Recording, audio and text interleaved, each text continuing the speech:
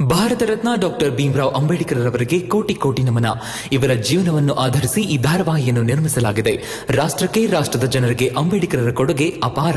ಹಲವಾರು ಅಧಿಕೃತ ಪುಸ್ತಕಗಳನ್ನು ಆಧರಿಸಿ ಈ ಕಥೆಯನ್ನು ತಮ್ಮ ಮುಂದೆ ಇಡಲಾಗಿದೆ. ಈ ಧಾರಾವಾಹಿಯನ್ನು ವಾಹಿನಿಯು ನಿಷ್ಠೆಯಿಂದ ನಿರ್ಮಿಸಿದ್ದು, ಬಾಬಾ ಸಾಹೇಬರ ಜೀವನ ಮತ್ತು ಸವಿಸಿದ ಹಾದಿ ಪ್ರತಿಯೊಬ್ಬರಿಗೂ ಸ್ಫೂರ್ತಿ ನೀಡುತ್ತದೆ ಎಂಬುದನ್ನು ವಾಹಿನಿಯು ಬಲವಾಗಿ ನಂಬಿದೆ. ನಿಕೇತಾ ಮತ್ತು ನನ್ನ ಮಧ್ಯೆ ಯಾವ ದಿನ ಪರೀಕ್ಷೆ ನಡೆಯುತ್ತೋ ಅವತ್ತೇ ಕಾಲೇಜ್ ಫೀಸ್ ಕಟ್ಟೋದಕ್ಕೆ ಕೊನೆ ದಿನ ಕೂಡ.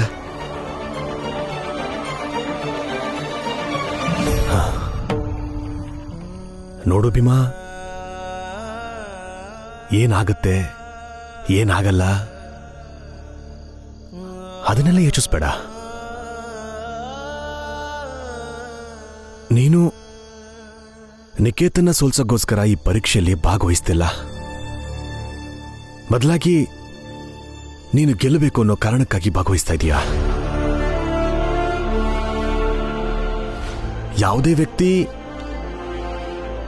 ಒಬ್ಬನ್ನ ಸೋಲಿಸ್ಬೇಕು ಅಂತ ಆಡ್ತಾನೆ, ಇಲ್ಲ ತಾನು ಗೆಲ್ಲಬೇಕು ಅಂತ ಆಡ್ತಾನೆ. ಅದರಲ್ಲಿ ಆ ವ್ಯಕ್ತಿಯ ಉದ್ದೇಶ ಬಹಳ ಮುಖ್ಯ ಆಗುತ್ತೆ. ಅವನ ಗೆಲುವಿನ ಗಾತ್ರನ ಈ ಉದ್ದೇಶ ನಿರ್ಧಾರ ಮಾಡುತ್ತೆ. ಎಷ್ಟು ಅಂತರದಲ್ಲಿ ಗೆಲ್ತಾನೆ, ಅದರ ಪ್ರಭಾವ ಎಷ್ಟು ವ್ಯಾಪಕವಾಗಿರುತ್ತೆ ಅಂತ. ನೋಡು ಭೀಮಾ, ನಾಳೆ ನೀನು ಹೋಗ್ತಾ ಇರೋದು ಯಾರನ್ನೇ ಸೋಲ್ಸಕ್ಕಾಗ್ಲಿ ಅಲ್ಲ, ನೀನು ನಿನ್ನ ಗೆಲುವಿಗೋಸ್ಕರ ಹೋಗ್ತಾ ಇರೋದು. ನೀನು ಗೆದ್ರೆ ಸ್ಕಾಲರ್ಶಿಪ್ ಸಿಗುತ್ತೆ. ಸ್ಕಾಲರ್ಶಿಪ್ ಸಿಕ್ಕಿದ್ರೆ ನಿನ್ನ ಮುಂದಿನ ಓದು ಬಹಳ ಸುಲಭ ಆಗ್ತಾ ಹೋಗುತ್ತೆ. ಉಳಿದಿದ್ದು ಕಾಲಕ್ಕೆ ಬಿಟ್ಟಿದ್ದು. ಹೌದಪ್ಪ.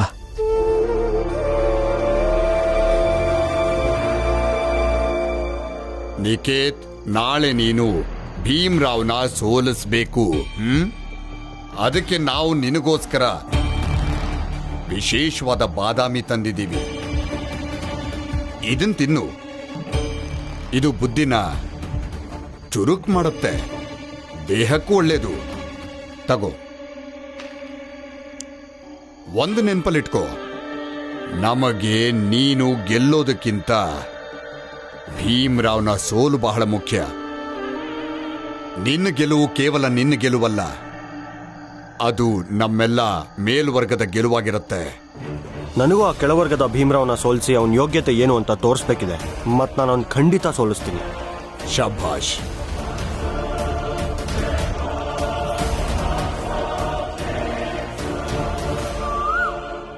ಭೀಮಾ, ಭೀಮರಾವ್, ಭೀಮಣ್ಣ, ಏನ್ ಕರ್ತಿದ್ದು? ನಾವೆಲ್ಲ ನಿನ್ ಜೊತೆ ಬರ್ತೀವಿ. ಅದ್ಯಾಕೆ? ನಾವು ನಿನ್ ಹಿಂದೆ ನಿಂತು ನಿಂಗೆ ಹುರಿದುಂಬಿಸೋದ್ರ ಜೊತೆ ನಿನ್ ಗೆಲುವನ್ನ ನಮ್ ಕಣ್ಣಾರೆ ನೋಡ್ಬೇಕು ಅಂತಿದೀವಿ. ಅದಪ್ಪ, ಹಂಗಾದ್ರೆ ನಾವು ಎಲ್ರೂ ಹೋಗೋಣ. ಭೀಮರಾವ್ ಸೋಲೋದನ್ನ ನಮ್ ಕಣ್ಣಾರೆ ನಾವು ನೋಡೋಣ. ಭೀಮಾ,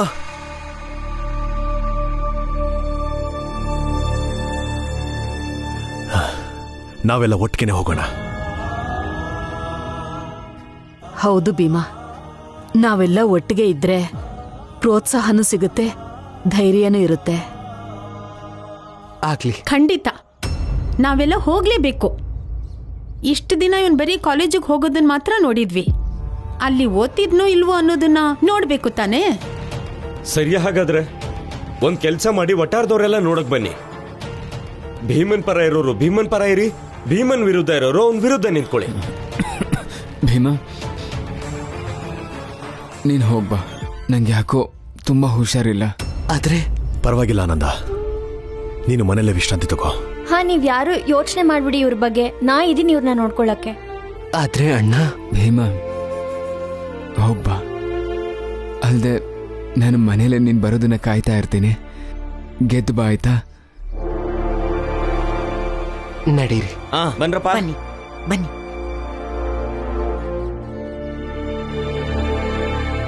ನಾವಿವತ್ತು ಸಯ್ಯಾಜಿ ಮಹಾರಾಜ ಆಸ್ಥಾನಕ್ಕೆ ಹೋಗ್ಬೇಕು. ಆ ಕೆಳವರ್ಗದ ಭೀಮ್ರಾವ್ ಮತ್ತೆ ನಮ್ಮ ಕಡೆಯವನಾದ ನಿಕೇತನ್ ಮಧ್ಯೆ ಸ್ಪರ್ಧೆ ಏರ್ಪಟ್ಟಿದೆ. ನಾವು ಹೋಗಿ ನೋಡ್ಬೇಕಿದೆ ಯಾರು ಗೆಲ್ತಾರೆ ಅನ್ನೋದನ್ನ. ಪ್ರಚಂಡ ಮೂರ್ತಿಗಳೇ, ಗೆಲುವು ನಮ್ಮದೇ ಬಿಡಿ. ಹಾಗೆ ಆಗ್ಲಿ, ನಡೀರಿ. ಹೋಗ್ತಾ ಇನ್ನೊಂದಷ್ಟು ಜನರನ್ನ ಕರ್ಕೊಂಡು ಹೋಗೋಣ.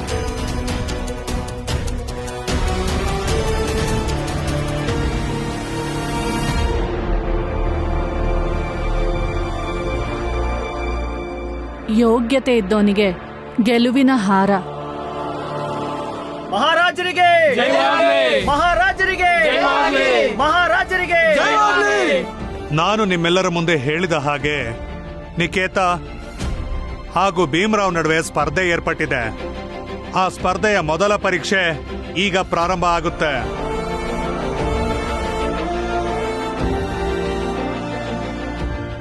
ನಿಮ್ಮಿಬ್ಬರಿಗೂ ಇದು ಮೊದಲನೇ ಪರೀಕ್ಷೆ ಆಗಿರುತ್ತೆ.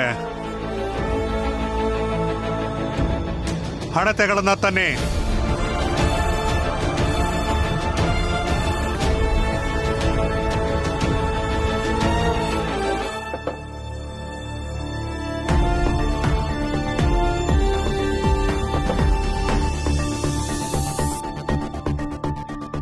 ಇಬ್ಬರಿಗೂ ಒಂದೊಂದು ಪಂಜನ ತಂದು ಅವರ ಮುಂದಿಡಿ.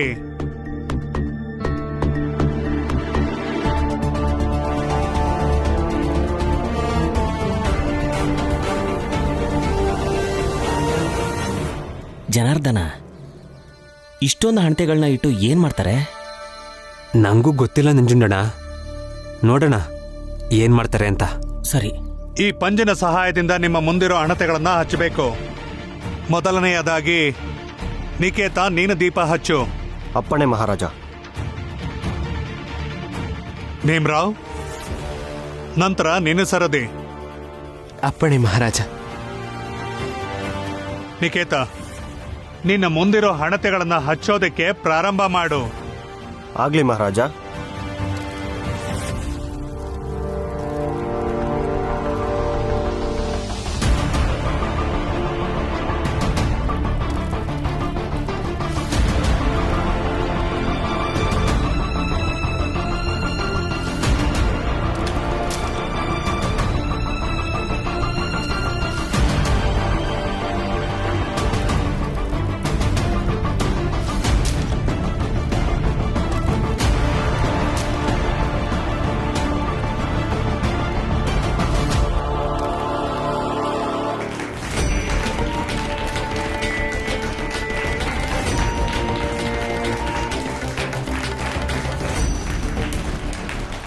ಭೀಮ್ರಾವ್, ಈಗ ನಿನ್ನ ಸರದಿ. ಆಗ್ಲಿ ಮಹಾರಾಜ.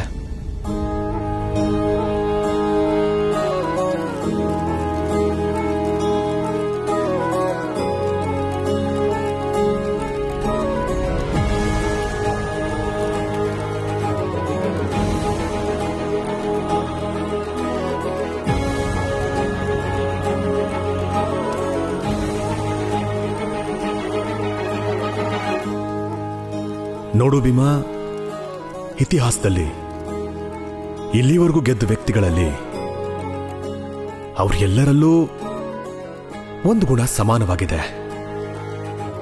ಪ್ರತಿಯೊಬ್ಬರೂ ತಮಗೆ ದೊರೆತ ಕಾರ್ಯನ ಬಹಳ ಪ್ರೀತಿಯಿಂದ, ಭಕ್ತಿಯಿಂದ, ತುಂಬಾ ಗೌರವದಿಂದ ಮಾಡಿರ್ತಾರೆ. ನೀನು ಸಹ ಯಾವುದೇ ಕೆಲಸ ಆದರೂ ಶ್ರದ್ಧೆಯಿಂದ ಗಮನ ಕೊಟ್ಟು ಮಾಡಬೇಕು.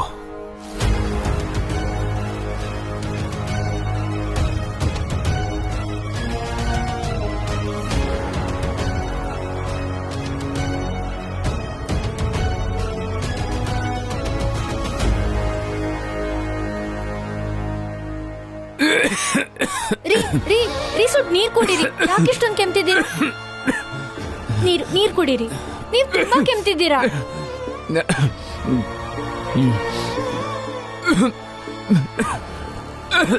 ಯಾಕೋ ಕೆಮ್ಮು ಎಲ್ಲೋ ತರ ಕಾಣ್ತಿಲ್ಲ. ಆಸ್ಪತ್ರೆಗೆ ಹೋಗೋಣ? ಬೇಡ ಲಕ್ಷ್ಮಿ, ಏನೂ ಆಗಿಲ್ಲ. ಹಾಗೆ ಇನ್ನೂ ಆರೋಗ್ಯ ಹದಗೆಡುತ್ತೆ ಅಷ್ಟೇ. ನಡೀರಿ, ಹೋಗೋಣ.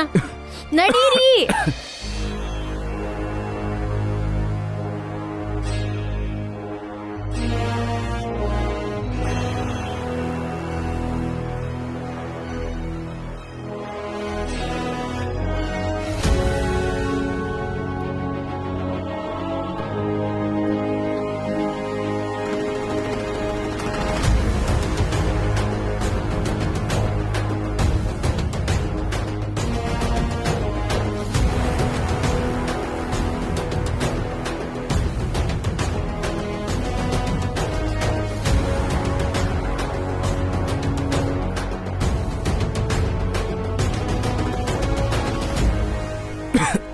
ಇವರ ಆರೋಗ್ಯ ಬಹಳನೇ ಕೆಟ್ಟಿದೆ. ವಿಶ್ರಾಂತಿ ತಗೊಳ್ಳೋದ್ರ ಜೊತೆಗೆ ಪೌಷ್ಟಿಕ ಆಹಾರ ಮತ್ತು ಹಣ್ಣು ಹಂಪಲು ಕೂಡ ತಿನ್ನಬೇಕು. ಮೊದಲು ಆಸ್ಪತ್ರೆಗೆ ದಾಖಲು ಮಾಡಿ ನಾವು ಚಿಕಿತ್ಸೆ ಶುರು ಮಾಡ್ತೀವಿ. ನೀವು ಕೌಂಟರ್ ಹತ್ರ ಹೋಗಿ ₹3 ಫೀಸ್ ಕಟ್ ಬನ್ನಿ. ಏನಾಯ್ತು? ನಾನು ನೋಡ್ಕೊಂಡು ಬರ್ತೀನಿ. ಬನ್ನಿ ಬನ್ನಿ, ಕೂತ್ಕೊಳ್ಳಿ, ಇಲ್ಲಿ ಕೂತ್ಕೊಳ್ಳಿ. ದುಡ್ಡಿನ ವ್ಯವಸ್ಥೆ ಹೇಗೂ ಆಗತ್ತೆ, ಇಲ್ಲೇ ಕೂತಿರಿ, ನಾ ಹೋಗಿ ಬರ್ತೀನಿ. ಏನಾಯ್ತು? ದುಡ್ಡೆಲ್ಲಿಂದ ಬರುತ್ತೆ ಲಕ್ಷ್ಮಿ? ಗೊತ್ತಿಲ್ಲ, ಆದ್ರೆ ಹೇಗೋ ದುಡ್ಡಿನ ವ್ಯವಸ್ಥೆ ಮಾಡ್ಲೇಬೇಕಲ್ವಾ? ಲಕ್ಷ್ಮಿ, ನಾನು ಈಗಿಂದೀಗಲೇ ಬೊಂಬೆ ಬಿಟ್ಟು ಹೊರಟು ಹೋಗ್ಬೇಕು. ಏನು ಏನ್ ಹೇಳ್ತಾ ಇದ್ದೀರಾ ನೀವು? ಈ ಸ್ಥಿತಿಲಿ ಎಲ್ಲಿ ಹೋಗಕ್ಕಾಗತ್ತೆ? ಮನೆ ಪರಿಸ್ಥಿತಿ ನೋಡ್ತಿದ್ದೆ ತಾನೆ. ಈ ಸ್ಥಿತಿಲಿ ನನ್ನ ಚಿಕಿತ್ಸೆಗೆ ಎಲ್ಲಿಂದ ದುಡ್ಡು ತರಲಿ ಹೇಳು? ಅಲ್ದೆ ಭೀಮ ಕಷ್ಟಪಡ್ತಿದ್ದಾನಲ್ವಾ ತನ್ನ ವಿದ್ಯಾರ್ಥಿ ವೇತನಕ್ಕೋಸ್ಕರ. ಈ ಪರಿಸ್ಥಿತಿಯಲ್ಲಿ ಮನೆಯವ್ರಿಗೆ ನನ್ನ ಆರೋಗ್ಯದ ಬಗ್ಗೆ ಗೊತ್ತಾದ್ರೆ ಎಲ್ರ ಗಮನ ನನ್ನ ಕಡೆ ತಿರುಗುತ್ತೆ. ಅದಾದ್ಮೇಲೆ ಯಾವಾಗ್ಲಿಂತರ ಊಟಕ್ಕೆ, ಚಿಕಿತ್ಸೆಗೆ ಇವೆಲ್ಲದಕ್ಕೂ ದುಡ್ಡು ಹೊಂದಿಸೋದೇ ಆಗೋಗುತ್ತೆ. ನಾನು ಹೋಗ್ಲೇಬೇಕು ಲಕ್ಷ್ಮಿ, ನಾನು ಹೋಗ್ಲೇಬೇಕು. ನೀವ್ ಎಲ್ಲೂ ಒಬ್ರೇ ಹೋಗೋ ಅವಶ್ಯಕತೆ ಇಲ್ಲ. ಮತ್ತೆ ಏನ್ ಮಾಡ್ಲಿ ಹೇಳು ಲಕ್ಷ್ಮಿ?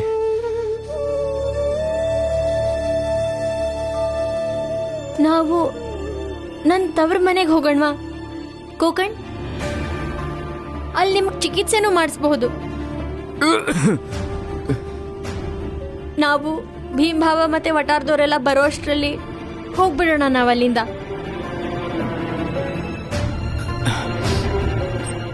ಅದೇ ಸರಿ ಅನ್ಸುತ್ತೆ. ನಡೀರಿ, ಬೇಗ ಹೋಗೋಣ. ಭೀಮ್ರಾವ್, ನಾನು ಮೊದಲೇ ಹೇಳಿದ್ನಲ್ಲ ನಿನಗೆ ಪಂಜಲಿ ದೀಪಗಳನ್ನು ಹಚ್ಚಬೇಕು ಅಂತ. ಆದ್ರೆ ನೀನು ದೀಪದಿಂದ ದೀಪ ಹಚ್ಚಿದೀಯಾ? ಯಾಕೆ? ಕ್ಷಮೆ ಇರಲಿ ಮಹಾರಾಜ, ಆದ್ರೆ ನನ್ನ ಪ್ರಕಾರ ಈ ದೀಪಗಳನ್ನ ಬೆಳಗಿಸೋದು ವಿದ್ಯೆನ ಬೆಳಗಿಸ್ತಂತೆ. ವಿದ್ಯೆ ಈ ರೀತಿ ಒಬ್ಬರಿಂದ ಮತ್ತೊಬ್ಬರಿಗೆ ಹರಡ್ತಾ ಹೋಗ್ಬೇಕು. ಹೇಗೆ ಅಂದ್ರೆ ನಾನು ಈ ಒಂದು ದೀಪದಿಂದ ಇನ್ನೊಂದನ್ನ ಬೆಳಗಿಸ್ದ ಹಾಗೆ. ಮಹಾರಾಜ ಹೀಗೆ ಮಾಡೋದ್ರಿಂದ ಎಲ್ಲ ಹಣತೆಗಳು ಬೆಳಗುತ್ತವೆ, ಮತ್ತು ಯಾವ ಹಣತೆನೂ ವ್ಯರ್ಥ ಆಗಲ್ಲ.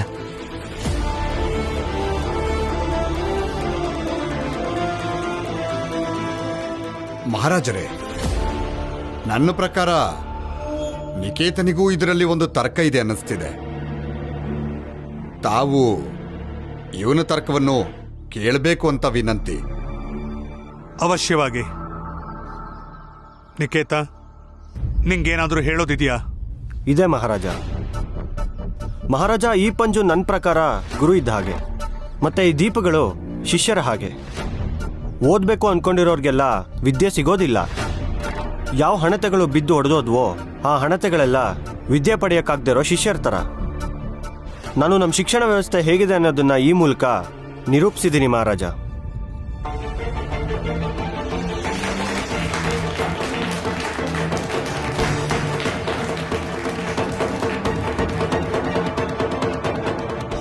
ಕ್ಷಮೆ ಇರಲಿ ಮಹಾರಾಜ,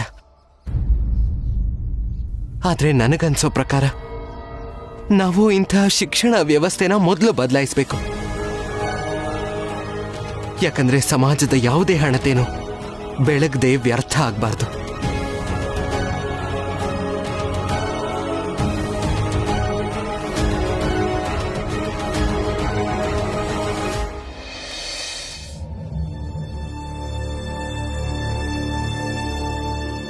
ನಮ್ಮ ಪ್ರಕಾರ ಭೀಮ್ರಾವ್ ಹೇಳಿದ ಮಾತುಗಳು, ಮಂಡಿಸಿದ ತರ್ಕ ಪ್ರಬುದ್ಧವಾಗಿತ್ತು.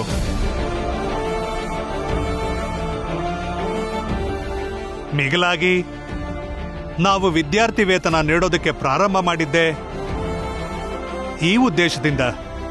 ಯಾವ ಹಣತೆನೂ ಒಡೆದು ಹಾಳಾಗಬಾರ್ದು.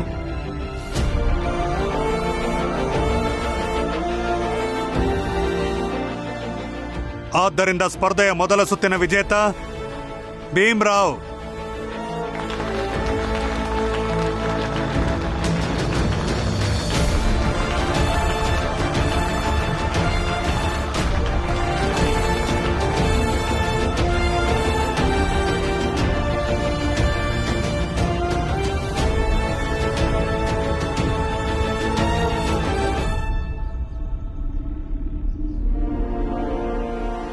ಇಲ್ಲಿಗೆ ಇವತ್ತಿನ ಸ್ಪರ್ಧೆ ಮುಕ್ತಾಯ ಆಗಿದೆ.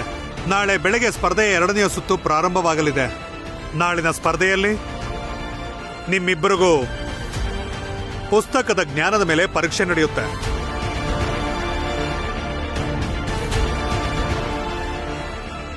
ಆಗ್ಲಿ ಮಹಾರಾಜ. ಮಹಾರಾಜರಿಗೆ ಮಹಾರಾಜರಿಗೆ ಮಹಾರಾಜರಿಗೆ. ಒಬ್ಬ ವ್ಯಕ್ತಿ ನಮ್ಮ ಮಾವನ ಮನೆಯಿಂದ ಒಂದೊಳ್ಳೆ ಸುದ್ದಿ ತಂದಿದ್ದ. ಆದ್ರಿಂದ ನಾನು ಲಕ್ಷ್ಮಿ ಜೊತೆಗೆ ತುರ್ತಾಗಿ ಹೊರಡ್ಬೇಕಾಯ್ತು. ಅದಕ್ಕೆ ನಿಮಗೆ ಯಾರಿಗೂ ತಿಳಿಸ್ದೆ ಹೋಗ್ತಾ ಇದ್ದೀವಿ. 4-5 ದಿನದಲ್ಲಿ ವಾಪಸ್ ಬರ್ತೀವಿ. ಎಲ್ರೂ ಕ್ಷೇಮವಾಗಿರ್ಲಿ ಅಂತ ಹಾರೈಸ್ತೀನಿ. ಮತ್ತು ಭೀಮಾ, ನಿನ್ನ ಸಂಪೂರ್ಣ ಗಮನ ಸ್ಪರ್ಧೆ ಮೇಲೆ ಇರಬೇಕು. ನೀನ್ ಗೆಲ್ಬೇಕು. ನಾನು ಬರೋ ಅಷ್ಟರಲ್ಲಿ ನೀನ್ ಕಾಲೇಜಿಗೆ ಹೋಗೋದನ್ನ ನೋಡ್ಬೇಕು. ಆನಂದ.